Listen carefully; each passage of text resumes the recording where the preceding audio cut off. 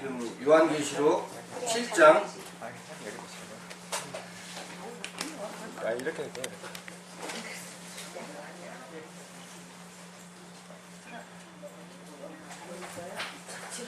땡겨 오면 되잖아. 그냥 되지.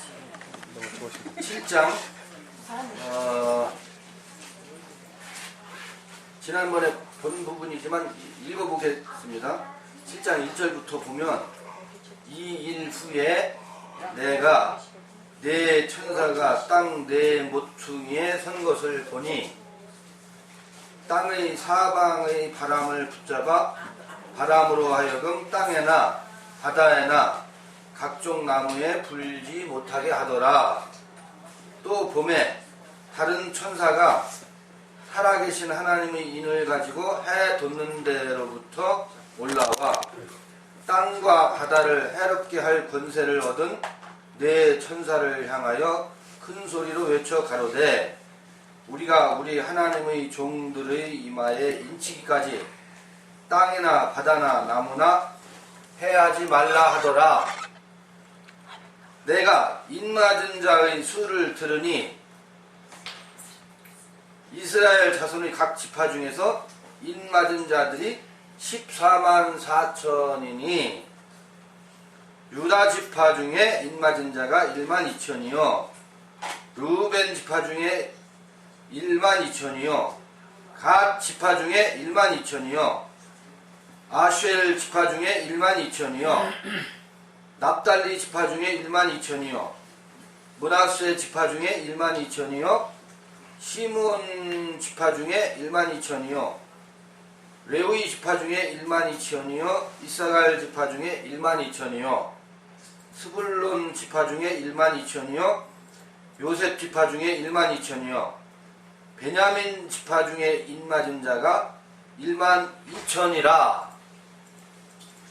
이 일 후에 내가 보니 각 나라와 족속과 백성과 방언에서 아무라도 능히 셀 수 없는 큰 무리가 흰옷을 입고 손에 종려 가지를 들고 보좌 앞과 어린 양 앞에 서서 큰 소리로 외쳐 가로되 구원하심이 보좌에 앉으신 우리 하나님과 어린 양에게 있도다 하니 모든 천사가 보좌와 장로들과 네 생물의 주위에 섰다가 보좌 앞에 엎드려 얼굴을 대고 하나님께 경배하여 가로되 아멘. 찬송과 영광과 지혜와 감사와 존귀와 능력과 힘이 우리 하나님께 세세토록 있을지로다.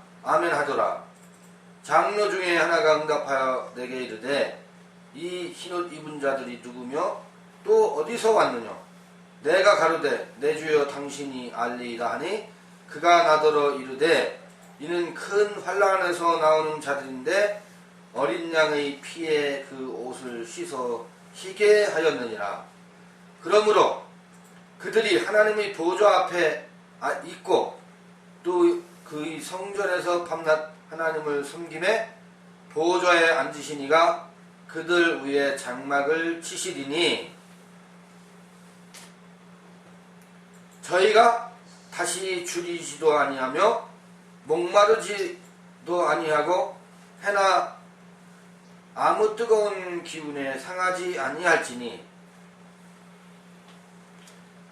이는 보좌 가운데 계신 어린 양이 저희의 목자가 되사 생명수 샘으로 인도하시고 하나님께서 저희 눈에서 모든 눈물을 씻어 주실 것임이러라. 요게 요한계시록 7장입니다. 16절 보면 저희가 다시 줄이지도 아니하며 목마르지 아니하고 그 다음에 뭐라 그래요?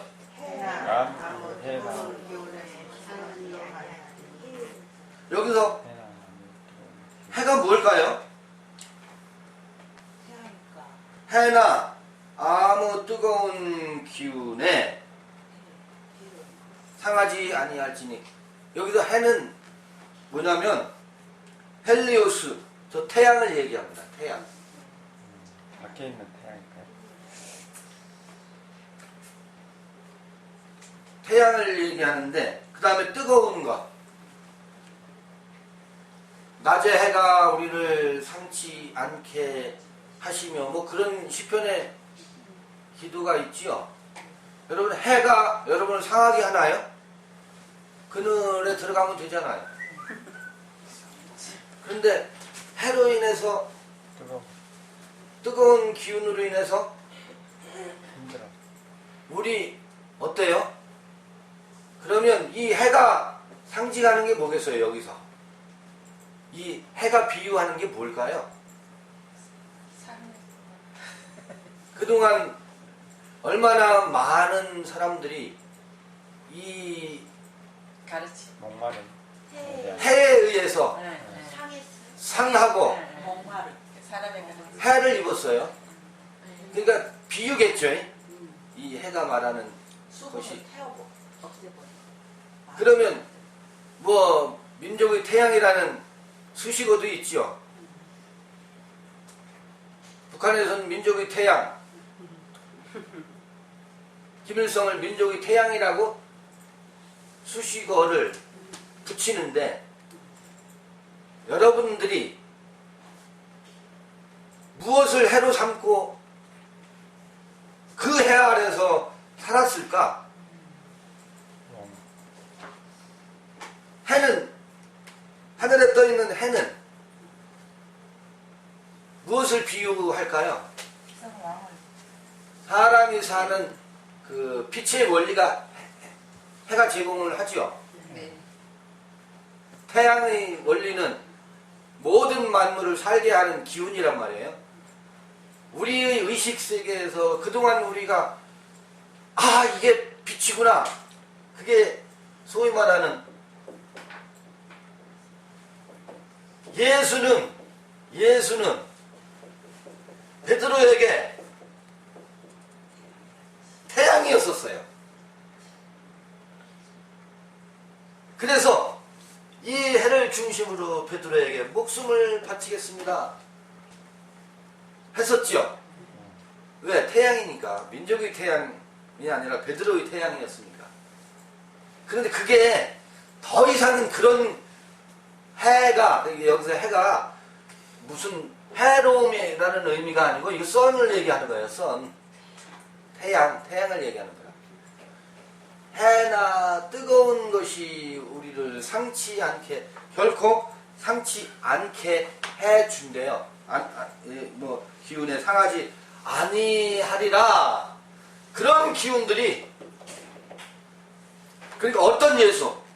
세상 임금 예수가 베드로를 더 이상은 뭐하지 않게? 상하지 않게. 한번 상했었죠. 한번 상했었잖아요.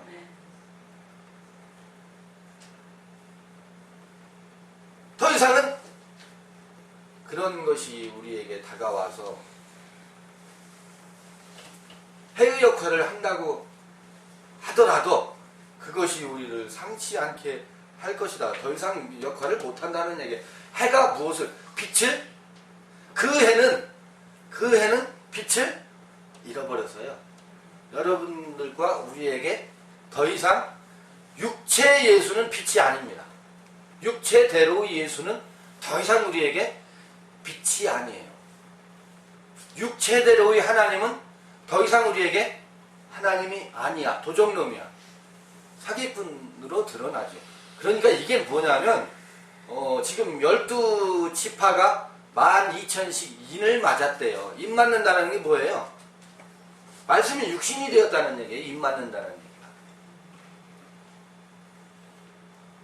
호 로고스 에게네토 사르크가 인 맞는다는 얘기거든. 아니, 그동안 인을 떼어왔잖아요. 앞으로도 7번째 인을 또 떼요. 근데 7번째 인 떼기 전에 인 맞는 얘기를 먼저 예언으로 여기 7장에 등장하네요. 그러니까 인을 떼고, 인을 뗐다는 게 뭐겠어요? 인을 뗐다는 게 이 해와 내가 하나가 되어 있었거든. 그죠? 그 인을 뗄 때마다 아하, 그 세계와 한 몸이 되어 있던 말씀과 내가 하나가 되어 있었던 것이 아니라 말씀이라고 치장을 하고 나타났던 도적놈과 내 욕망과 하나가 되어 있던 것이 인을 뗄 때마다 어떻게 됐어요? 다 들통이 났었잖아요. 일단 들통 나면 도적이야 하면 도적놈은 어떻게 힘을 잃어요. 도적이야 하면 도적놈은 36개 도망가기 시작해요. 그런데 도적이 아니잖아요. 주인으로 모시고 살았잖아요.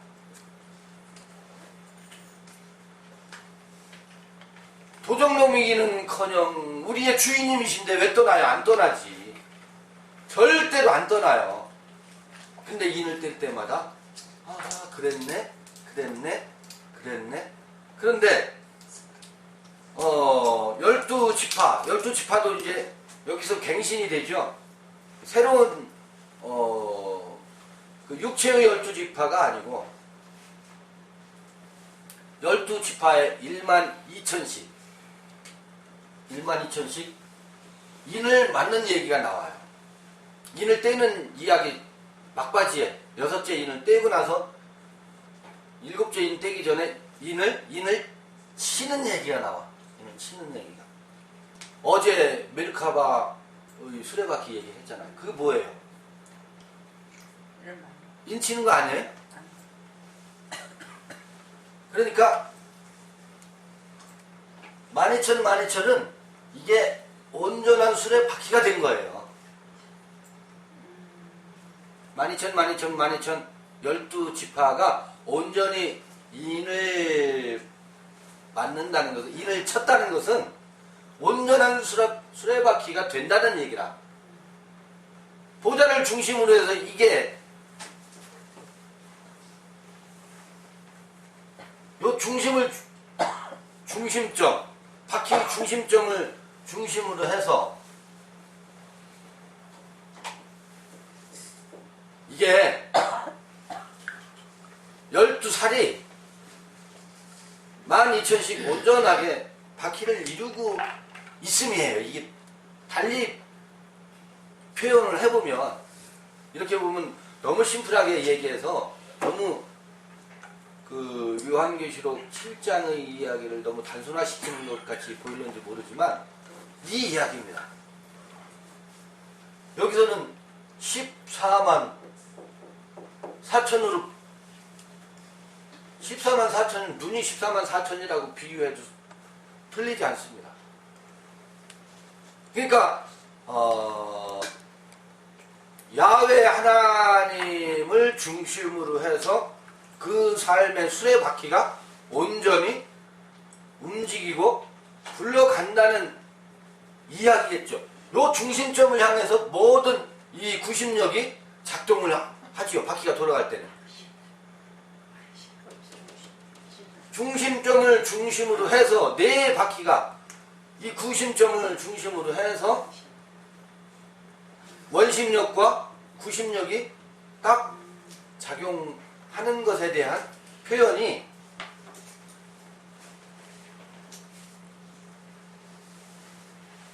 보좌 가운데 계신 어린 양이 저희의 목자가 되사 생명수 샘으로 인도하시고 하나님께서 저희 눈에서 모든 눈물을 씻어 주실 것임이라.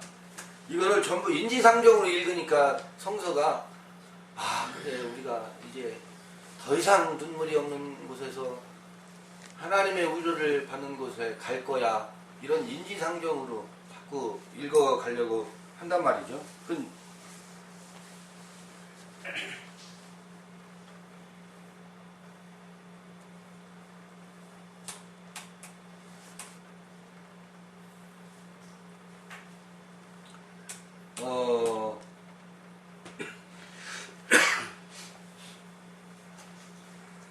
예를 들면 12절 가로되 아멘 찬송과 영광과 지혜와 감사와 존귀와 능력과 힘이 우리 하나님께 세세토록 있을지로다 아멘 하더라.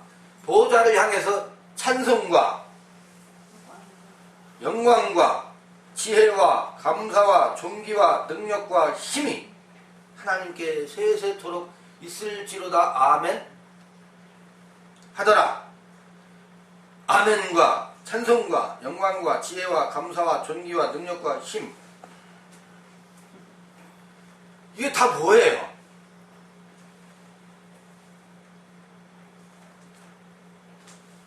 이게 다 뭐예요? 찬송, 율, 로게오, 영광, 히브리어로 말하면 어제 호드, 지혜, 호크마, 감사, 존귀, 능력, 게부라, 힘, 왕. 생명. 그 생명나무의 열매들이죠. 표현은 좀 다른 부분들이 있지만 그 생명나무의 열매들이, 안 그래요? 케테르, 호크마, 비나, 헤세드, 게부라, 이거 힘 아니에요? 게부라? 힘과 능력과 티페레트, 뭐예요? 또 네차, 호드, 예소드, 말쿠트, 이런 것들이 모두 무엇을 중심으로 해서 움직여요? 위에 있는 야훼를 중심으로 해서 그 야훼가 야훼를 바라하고 야훼가 야훼를 야차르하고 야훼가 야훼를 아사하고, 그 야훼를 중심으로 해서 다 움직이잖아요. 누가? 우리의 온전한 내면의 의식 세계가. 그게 지금 영광과 찬송과 아멘과 찬송과 영광과 존귀와 능력과 이렇게 나열하는 것을 그대로 묘사하는 모습이잖아요. 설명이 사실은 필요 없다고. 그러니까 14만 4천은요, 온전한 하나님의 형상과 모양으로 지음을 받은 여섯째 날 이야기이기도 합니다. 창세기 1장에서 말하면 비로소 여섯째 날에 하나님의 형상과 모양의 사람을 우리가 짓자 하시고 만들자 하시고가 나오거든. 그게 여섯째 날 이야기예요. 이게 창세기 1장으로 하면 하나님의 형상과 모양이라. 14만 4천은 하나님의 형상과 모양의 사람이요, 사람의 아들입니다. 14만 4천은 그 사람과 사람의 아들의 모양을 이루어가는, 어제 그 산상수훈에서도 하나님 나라가 저희 것이다 라고 할 때 하나님 나라 있잖아요. 그 말쿠트 왕국이, 케테르와 말쿠트는 시작이자 알파자 오메가지요. 네. 그런데 알파와 오메가는 짝을 이루고 있어요. 희한해요. 이게 다 오른손 왼손. 보세요. 갈비도 오른갈비 왼갈비, 오른발 왼발, 머리 다리, 전부 다. 우리 사람도 오른눈 왼눈, 오른코 왼코, 물론 하나인 것도 있죠. 오른입 왼입은 없지만 귀, 이게 보면 좌뇌 우뇌 전부 짝을 이루고 있어요. 이 안에 남성의 요소와 여성의 요소가 있습니다. 호크마가 있는가 하면 호크마로 사는 게 아니라니까. 호크마만으로 사는 게 아니라니까. 비나와 함께 짝을 이루어서 산다니까. 절대로요, 좌뇌로만 사는 게 아닙니다. 좌뇌형 인간, 우뇌형 인간 그러잖아요. 우뇌로만 사는 게 아니에요. 좌뇌와 우뇌가 어떻게 해요? 조화를 이루면서 균형을 이루어서 통합적으로 사는 것이 온전한 사람의 온전한 모습입니다. 우리 안에 애니마와 애니무스라 그러죠. 남성의 요소와 여성의 요소가 다 같이 있습니다. 생물학적으로 남성이라고 해서 남성만이 아닙니다. 이 안에 여성성과 남성성이 조화를 이루는 겁니다. 그것이 14만 4천으로 그 숫자로 그 다음에 이스라엘이 족보로 봐보세요. 야곱이 12아들을 낳잖아요. 야곱의 12형상이잖아요. 맞아요? 예. 그러면 이 12아들들은 야곱의 12 분화된 모습이면서 야곱으로 수렴된다고, 하나의 야곱으로. 그러니까 12지파는 우리 안에서 나됨 안에 12요소로 수렴된다고, 댁에서 수렴된다고. 이 12지파가 12,000이라고 하는 그 또 분화된 형태, 근데 그것이 일사불란하게 하나의 요소로 14만 4천은 12,000으로 12,000은 12는 하나에 수렴된다고. 따로. 이게 성전이라고. 기본적으로 그렇잖아요. 그럼 그렇게 봐도 되느냐?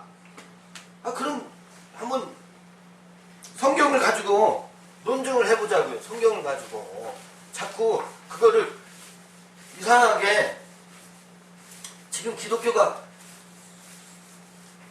요한계시록을 풀이를 이상하게 가고 있어요. 보세요. 너희가 성전인 것과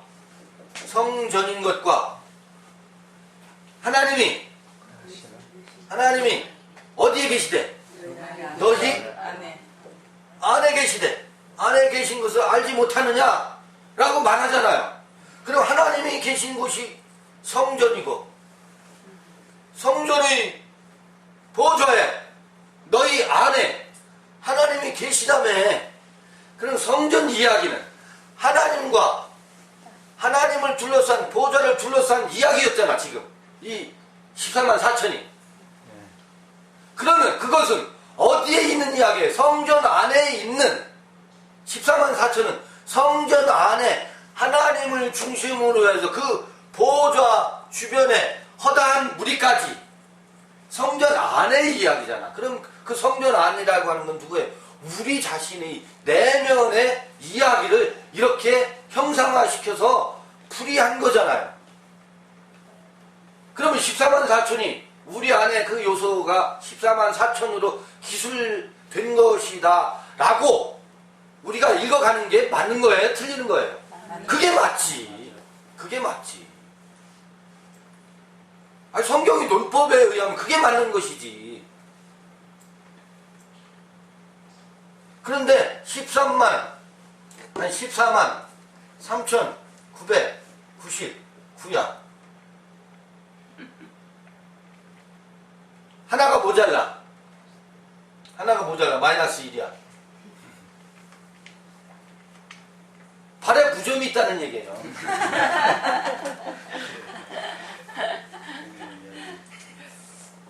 그거 이상도 그 이하도 아니지 않겠어요?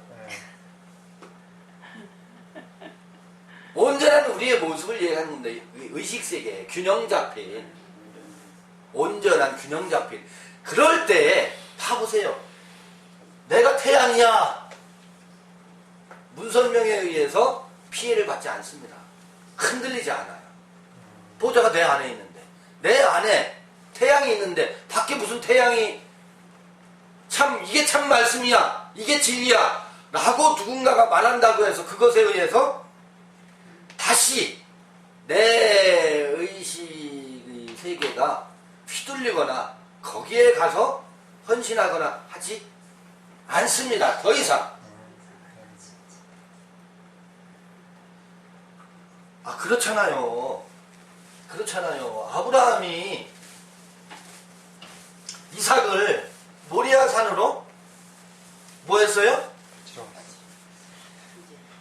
장작하고 장작을 등에 짊어지고 한 손에는 칼을, 한 손에는 횃불을 들고 누구를 바치러? 자기 아들 이삭을 바치러 갔다고요. 장작에 이제 다 제단을 쌓고 이삭을 바치려고 하잖아요. 그때 뭐라 그래요? 주기만. 더 이상 이삭을 바치는 일은 그를 거기서 어떻게 해요? 끝나잖아요. 이삭을 안 바치고 무엇으로 바뀌어요? 순염소. 네? 순염소.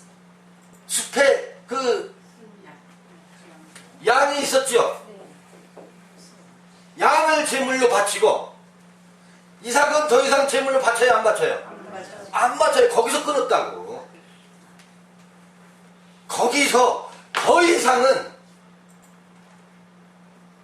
이삭을 제물로 바치는, 옛날에도 인육 제사가 있었거든. 입다 바치는 거 봐보세요. 우리 자신을 헌신하는 헌신의 제사를, 인육 제사를 아브라함 때 끊었다고. 거기서 끊고 무엇을 제물로? 대신해서 양으로 제물을 바치는 제사의 제도가 벌써 창세기 아브라함 이야기에서 제사의 제도가 어떻게 했어요? 확 바뀌었어요. 대변화가 아브라함 때 있었다고. 그런데 아직도 우리 자신을 희생제물로 바치는 제사 제도를 기독교는 아직도 유지하고 있잖아요. 헌신을 요구하고 있잖아요. 헌금을 요구하고 있고. 우리 자신을 헌신 예배라는 게 있잖아. 내 몸을 드린데 세상에. 그건 아브라함 이전 제사 방식이에요. 우리는 더 이상 도적놈에게 헌신할 일이 있어요, 없어요? 없어요. 헌신하지 마세요. 상은 누구에게 차려요? 이 상을 차려서 우리가 먹어야지. 상 차려서 우리가 먹어야지. 저 도둑님에게 이제 더 이상 갖다 바치지 마세요. 벌써 그때 제사 제도가 이미 끝났다고, 바꿔놨다고. 그런데 우리는 아브라함 이전을 살고 있어요. 땅 갖다 바치고 집 팔아 바치고 뭐 하려고? 그걸 바쳐야 하여튼 뭘 준대. 이 다음에 천국 가서 호의호식한대. 이 지긋지긋한 우리의 욕심과 욕망, 그 제사를 이제는 절연해야 됩니다. 그리고 우리 자신을 헌신으로 드리는 대신 우리 안에 있는 동물적 속성을, 그 양을 늘 어린 양의 피가, 여기 마지막에 그러잖아요. 어린 양의 피가 우리를 이기게 하고 어린 양 안에서 이 우리 안에 있는 욕망과 동물적 속성을 우리 자신, 우리 대신 그 욕망을 무엇으로? 제물로 삼아서 드리는 제사장이라고요. 사람을 대신해서, 이삭을 대신해서 예비된 양이 있습니다. 이거를 제물로 드리는 것이지 우리 자신을 헌신하는 시대는 지금 결단코 아니라고. 우리는 뭐 온전한 사람이 되어서 온전한 사람으로 무엇? 하나님의 마차가 되어서 오르락 내리락 하는, 이게 14만 4천의 기가 막힌 원리거든요. 기가 막힌 원리거든. 근데 14만 4천을 빌미로 해서 희생과 헌신을 요구하는 기독교의 이 아주 썩어빠진, 썩을 대로 썩은 거 아니에요. 무지의 소산이지. 기독교에서 한 걸음 더 나가서 더 기독교적이라고 하는, 우리만의 구원이라고 하는 것은 헌신을 더 지독한 헌신을 요구한다고. 그 시대는 우리 지나갔습니다.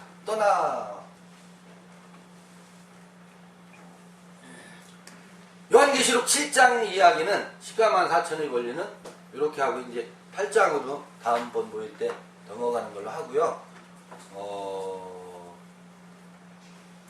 이제 제가 제 시간은 이렇게 갔고요. 돌아가면서 우리 또 한 달 동안 지내시면서 있었던 여러분들이 내면에서 싹 텄던 여러 모습들을 함께 공유하고 나눌 수 있었으면 합니다.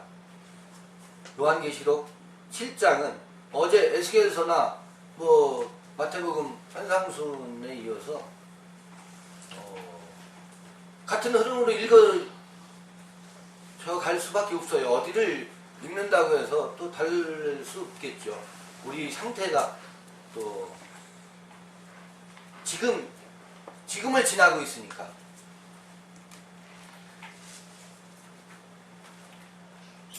앉은 자리에서 돌아가면서 말씀들을 나눴으면 좋겠습니다.